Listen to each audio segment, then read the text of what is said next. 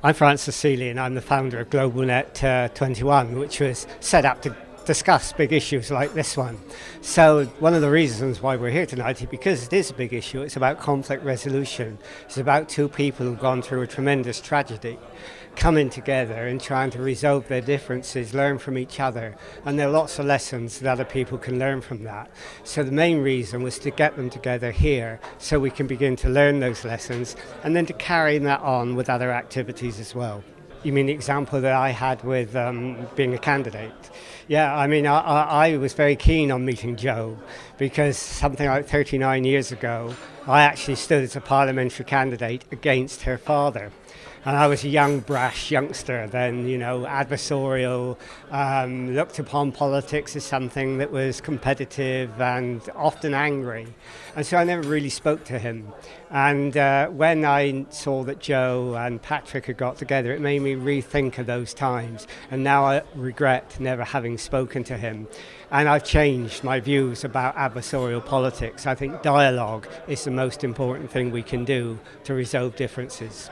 My name's Jo Berry and I came here tonight to speak with Pat McGee. We've been in dialogue now for 12 years and in 1984 he killed my father, who was a Tory MP, and we've been dialoguing and sort of growing understanding of each other. And for me the most important thing I'm learning is the power of empathy. You know, the knowing that your story can be my story, and that when I actually open myself to listen to you, I know that I could have made the same choices as you. And in that moment of empathy, there isn't even anything to forgive. There's that understanding, and it means giving up the sort of I'm right, you're wrong kind of position, and looking at a deeper, where we all have our truths, and our truths are based on our lives and what we've been through. You know, we're all doing our best. And if we want to find solutions to conflict, we need to be able to understand each other's needs and really listen to each other. Really, really listen. It's not me listening to you and thinking that I know what's right for you or looking at it from my perspective, but really listening what it means to you.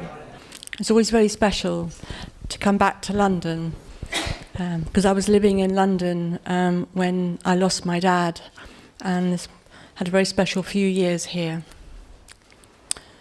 I'm going to start by sharing a little bit about how I was before my father was killed, because it shaped the choices that I then made. Recently, I started looking through some boxes of papers, which I've had for some of them for 25 years and never opened. And in one of them, there was an essay I'd written for a Time Out competition in 1980. And the question was, what relevance has Mahatma Gandhi got today in London in 1980?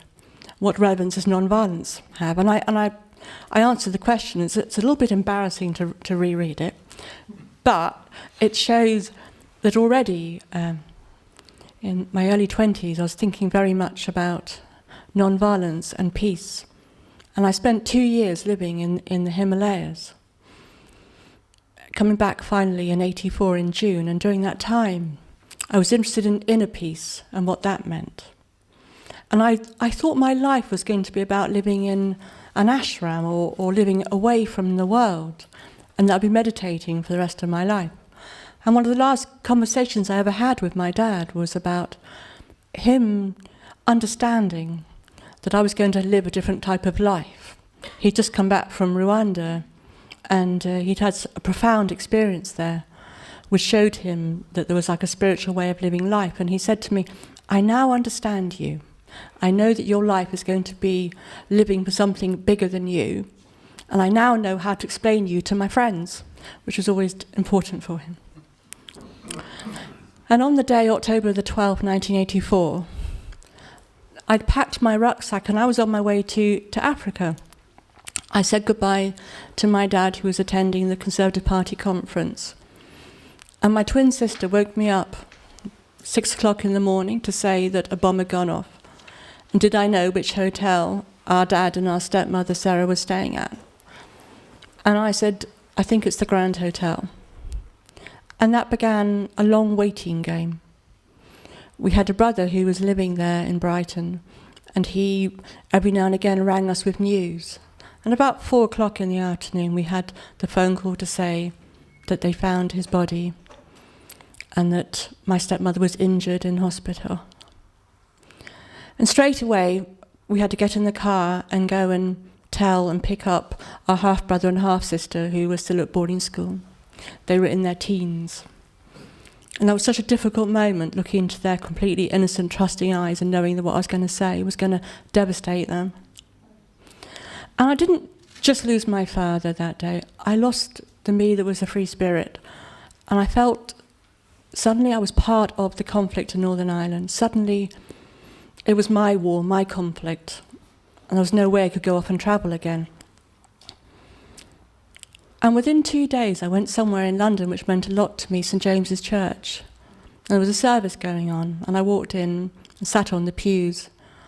And I made a very private commitment to find a way to bring something positive out of what had happened, and to find a way to understand those who killed him.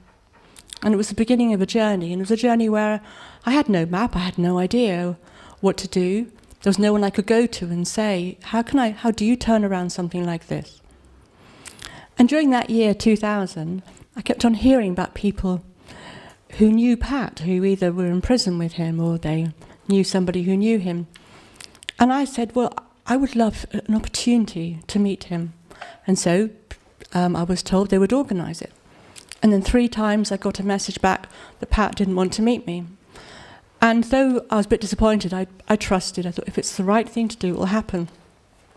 And then a 4th person came up to me and said, I can organise it. How long do you need in preparation? I said, well, give me 24 hours and I'll be there. But what happened was one morning, my children were young at the time and I was preparing, so they had soup when I was away. For some reason I was hoovering the house and making it all nice and tidy. And I was about to go on the ferry to go from Holyhead to Dublin. And I got a phone call to say, Pat will be at my house this evening. And my first thought was, I'm in the wrong mood. I'm not feeling inspired or in touch with anything. I'm just thinking about my daughters and mundane things. And then I thought, no, I'm going to trust. It's the right day. But I was terrified on the ferry, and there were 2 guys next to me in business suits, and I started making them play cards with me, just take my mind off it. And I thought, well, maybe Pat's more scared than me because, he doesn't know what I'm going to say. My name is Patrick McGee. I'm from Belfast, and I was for about 29 years an active member of the IRA, both inside the prison and outside the prison. But then we had the peace process, and I was a beneficiary of that. I was released. And when you come out of conflict, what do you do with the legacy? I still felt there was more to give and an obligation to deal with part of that legacy. For me, my contribution was to deal with the victims, talk to victims, many of them, and many of them from my actions, from the actions of the movement I was involved in. And through that willingness, and through that obligation, I met Jo Barry. I killed her father. And since, for about the last 12 years, we've been sharing platforms and really pursuing this whole legacy, pain. And I remember in my friend's kitchen, and there was a knock on the door, and in walked Pat, and I got up and I shook Pat's hand and said, thank you for coming. And Pat said, no, thank you for inviting me. And I said, well, thanks for changing your mind and now agreeing to see me. And he said, no, I've always said that I'd like to meet you. I've never said no. And that sort of broke the ice, and we both felt we had to go in our own room without anyone else there. And that first meeting was 3 hours long. And at the beginning, Pat shared with me his sort of political motivation for joining the IRA, and I asked him lots of questions, and I shared about my father. And I remember thinking, I can see that he has some sensitivity, but I'm probably not going to come back for a second visit because he is justifying killing my father. And then after about an hour and a half, something happened. Pat stopped talking. He looked at me and he said, I've never met anybody before like you, so open. What can I do? I want to hear your rage and your anger. What can I do to help? And in that moment, I knew that he'd taken off the political hat and he'd opened up and become vulnerable. And then it was a really different conversation after that. It was the 24th of November, 2000. I had been out of prison about 17 months, released under the terms of the Good Friday Agreement, a condition of the peace process, the release of the political prisoners. And during the previous year, I had, I suppose, been trying to put my life, gather my life again. And I was wondering what I could do to contribute to what was happening outside, some very exciting developments. In jail, I had been thinking along the same lines. We're coming out of conflict and you're wondering, what is next? Where can I fit in with this new dispensation? It went beyond just the trying to explain. And I was particularly struck, putting myself back in the moment, by the amount of attention Jo was given to everything I said. And she was asking good questions. She was clearly well read on what we'd come through. And she wasn't judging, she was listening, trying to understand. And I found that very disarming, and I realised that the political justification wasn't enough. It wasn't enough. In fact, I think I would have handled things better if Jo had have shown some anger or challenged me more. But it was just that profound listening that she was doing disarmed me. At the end of the 3 hours, there was a real need, I felt, for more to be said. Another meeting was needed.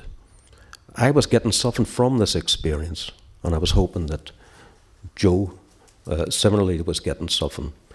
And so there was a need for a further meetings. And as I said, since then, that's 12 years ago nearly, we've met, I'm guessing, I gave up counting at about 70.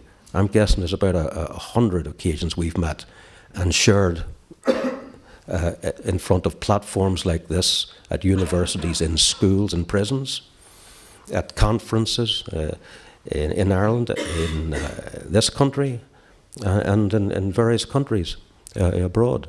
It's a remarkable amount of contact, considering that I killed her father.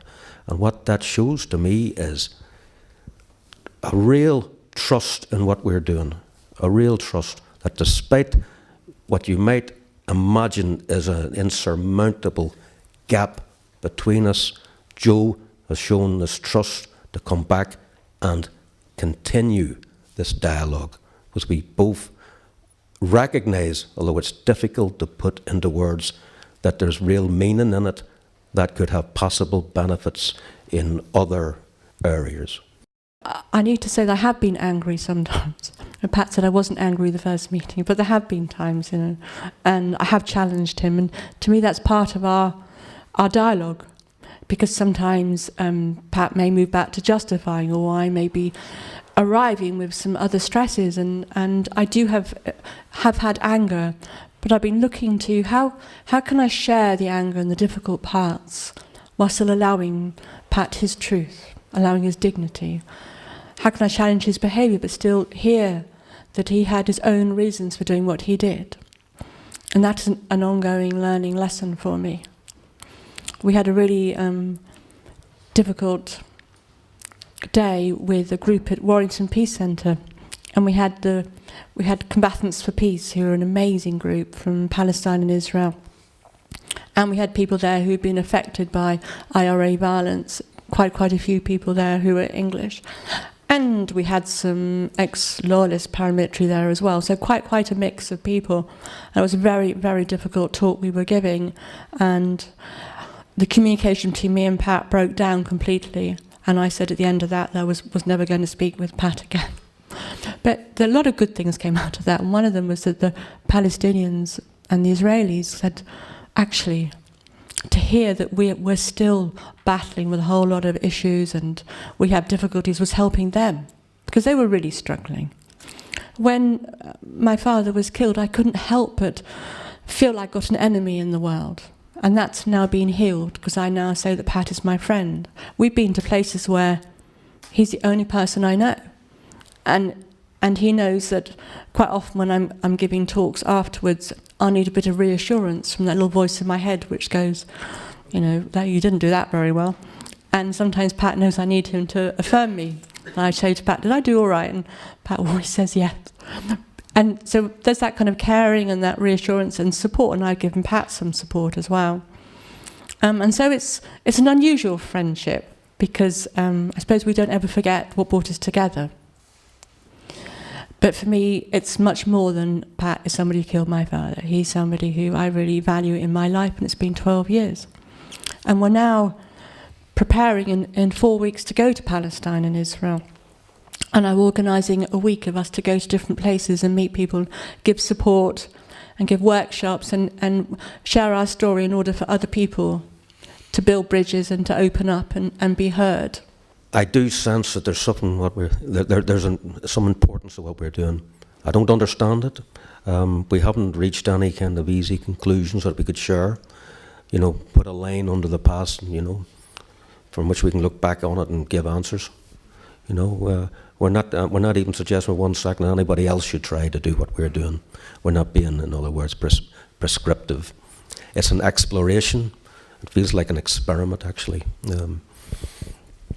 Because there remain profound differences, and the big difference is there at the forefront, of course, that I killed your father, and all the loss, all the ramifications from that to your daughters, etc., and other members of your family. And of course, other differences, our backgrounds, our beliefs. I mean, quite profound differences between us. The point is, it's despite all of that, all of it, our preparedness to meet your preparedness to meet me and carry on with, as I said, what feels like an experiment, and we don't know the outcome.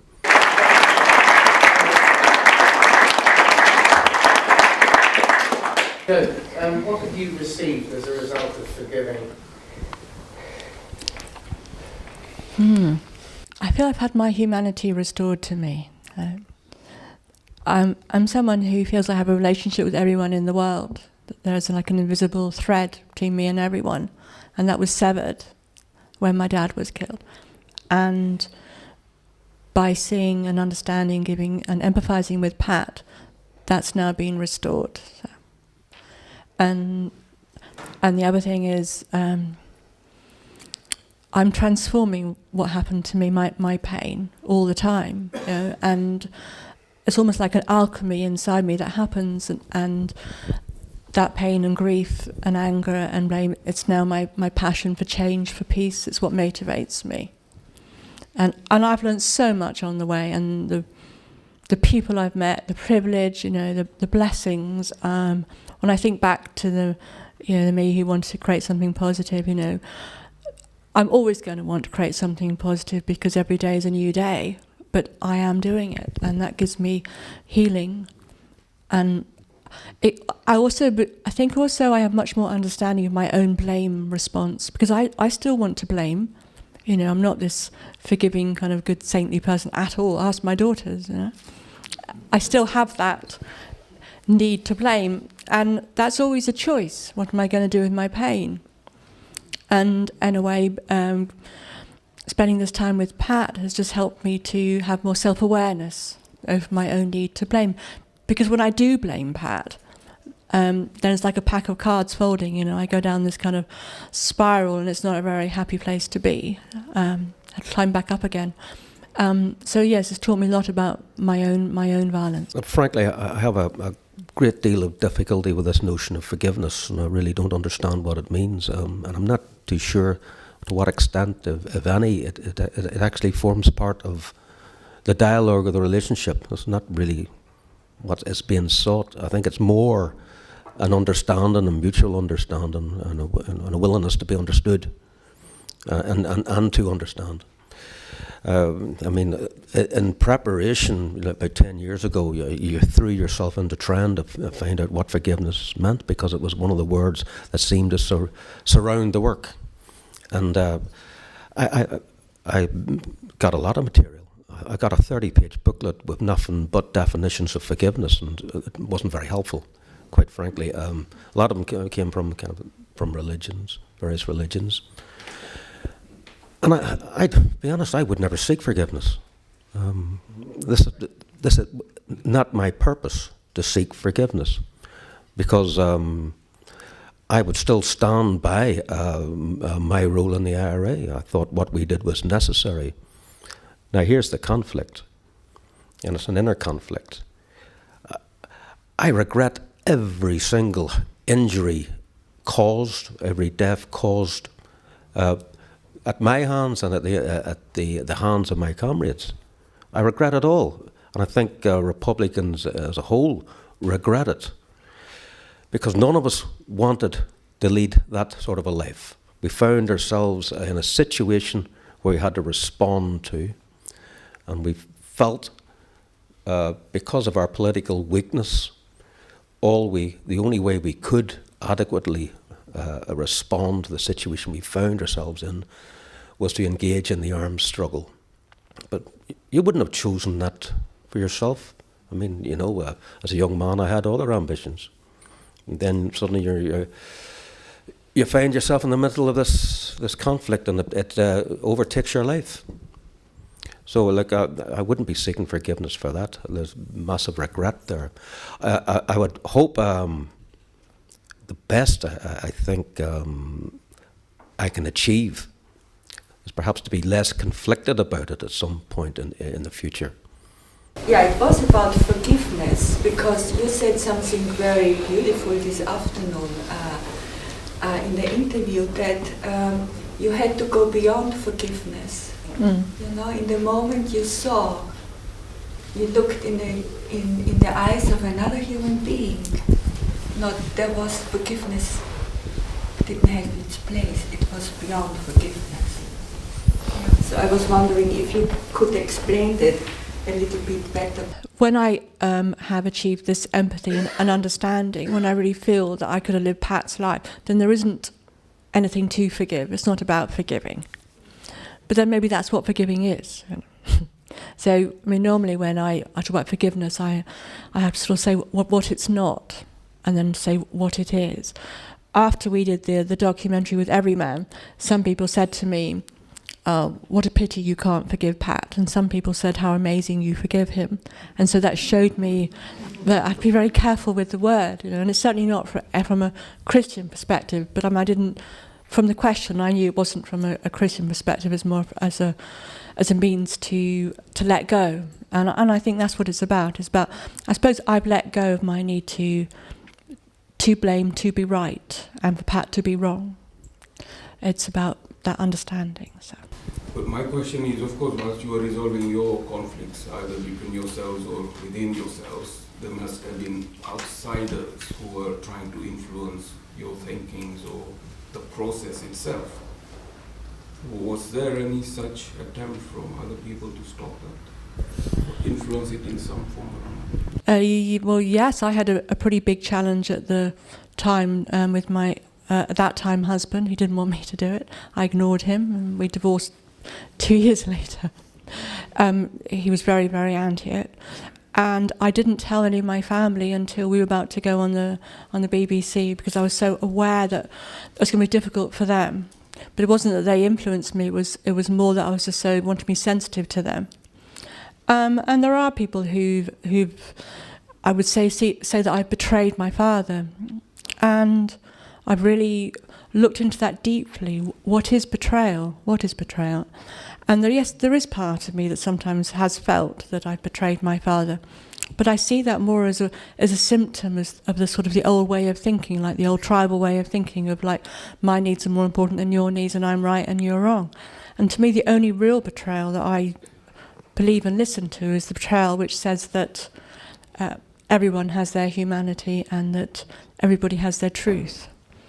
But recently, no one's been trying to stop me or challenge me. I think it was more in the early days. But Pat, you've had some. Movement. Did you have people saying to you, this is what you should not be doing? Well, I did it on my own back. I mean, I'm not a part of the movement anymore. I would still call myself a Republican, but I'm not affiliated. But it's a big step to work on a documentary for the BBC. And I did consult with friends, people I could trust and trust their opinion, and just to get some feedback from them. And there was hostility towards it, and I took that seriously, because these are people I trust and I trust their opinion. And I would say, look, I'm making this documentary with the BBC. It tracks meetings I'm having with one of the victims over a period of 10, 11 months. I think it's a worthwhile exercise in doing, and it might be a means to reach an audience who don't understand us, who, for various factors, since censorship, misinformation, disinformation, decades of it, don't understand us. And the way it was put to me is, Pat, do you seriously believe that you will be allowed to go on to the BBC and defend the armed struggle? And my response to that was, I know exactly where you're coming from, I mean, you might be surprised how little we trusted the BBC. But I felt and argued that I was in a position to make some points that move things on a bit. And that was why I was doing it. But it was a bit of a leap of faith too, and I got very jittery towards, the time when the documentary was to be aired. That was a nervous time, I think, for both of us, for our own reasons. And when it was broadcast, I got no feedback really from former comrades, but people in the district overwhelmingly supported it. And, a typical comment would be, well done, it needed to be said, needed to be done, thank you, and the rest of it, which was encouraging, greatly encouraging. And then the documentary was rebroadcast 6 months later. And by that change, it appeared to me, anyway, that there had been quite a massive sea change in attitudes, to the extent that former colleagues suddenly were on board with it. I think that it was just in the nature of a movement, more so than a political party, say, that they'll read the situation and they'll confer and then move together. You said you're going to go to Palestine in the next few weeks, and now the fighting, if you like, the violence has mostly died down in Northern Ireland, but it's raging still in Palestine. And the people of Gaza, for example, a few years back, they had the shit bombed out of them, basically. And 400 children died, along with about 700 or 800 adults. 400 children died. And these people are constantly, daily, being bombed and shot at, and having their olive trees chopped down, and et cetera, et cetera. And they're right in the middle of it. And it seems to me it's being done by a bunch of psychopaths. The people who are leading this, anyway, the Israeli leaders and others. So how do you talk to people like that about forgiveness, and non-violence, when they're actually being shot at and murdered and having their land taken away from right now, this minute. I mean, you could talk about it in Ireland, because it's kind of over and it's time to maybe forgive. So what are you going to say to those people when you go to Palestine? I certainly wouldn't go out there and start preaching to them about the need for non-violence in face of what they're doing. We're going out there as an exemplar of the need for dialogue and to try and understand the situation. But we're talking about two people here, You're talking about massive asymmetries of power in that region, and it's at the pull of lots of different agendas. And I couldn't even begin to address that, It's just press the point, the need for dialogue, and the removal of obstacles to dialogue. There's always going to be agendas who will put those obstacles up as quickly as taking them down, because they don't want a settlement. Because accommodation, what does accommodation means? It means using the same space, a negotiation over the same territory, the same space, and that's very threatening to some interests. So nobody's underestimating, profound difficulties here, and I dare say there are elements in the Israeli political establishment do not want a settlement, deeply threatening to them.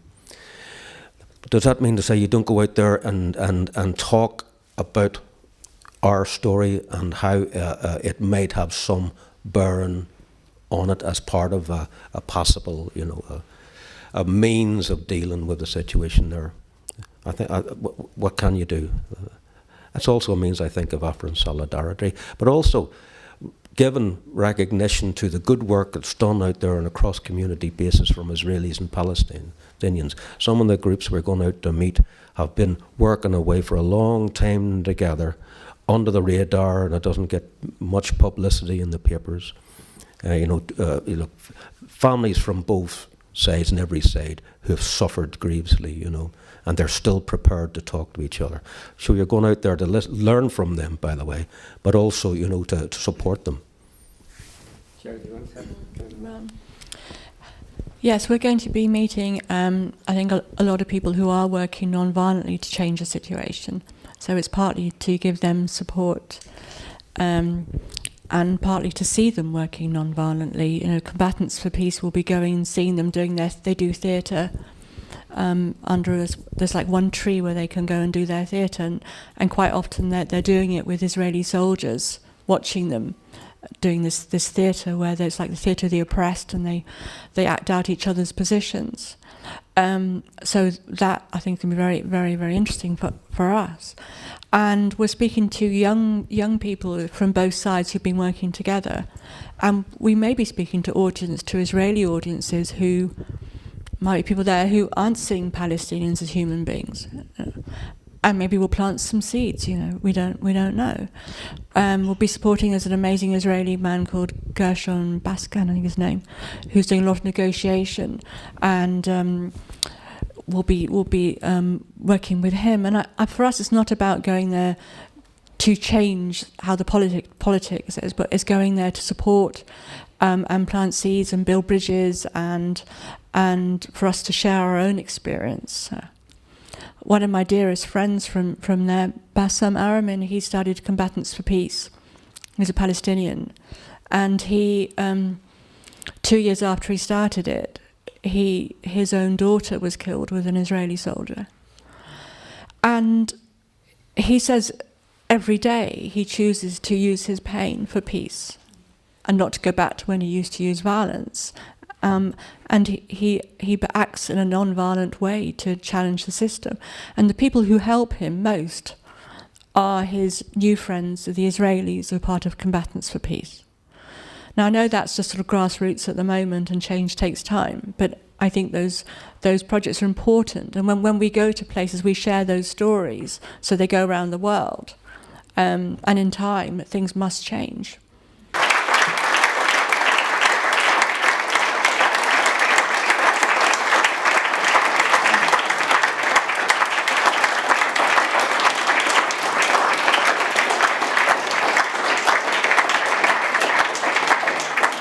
Well, the thing that brought me here was the idea that non-violence can actually make a difference.